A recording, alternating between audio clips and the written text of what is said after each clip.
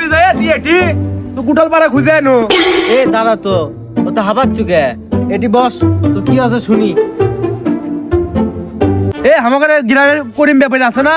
কি করিম চাচা মরে গেছে? ইন্নালিল্লাহ, ভালো মানুষ দুনিয়াত কমই বাঁচে। লোকটা খুবই ভালো ছিল। আরে না, ওর একটা মেয়ে আছে না? কি মেয়েটা পরপুরুষের সাথে বার হয়ে গেছে?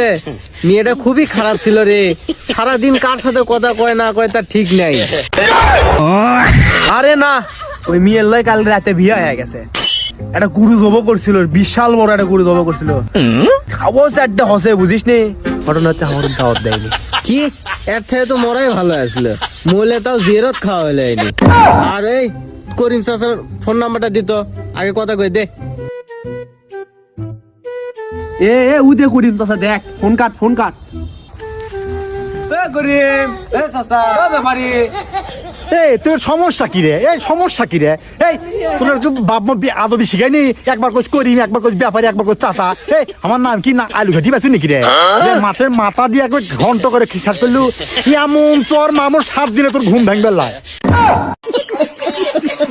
চাচা আপনি মরে গেলে খাটনি কিন্তু আমার ঘরে কি তোলা লাগবি, বড় লোকেরা কিন্তু তুলবে আসবি। আপনি করলেন নাকি? চাচা আপনি মেয়ে বিয়ে দিলেন, অথচ আমাকে দাওয়াত দিলেন না। আমরা গ্রামের 2 জনের গণ্যমান্য ব্যক্তি, আপনি একটা কাম করলেন এটা।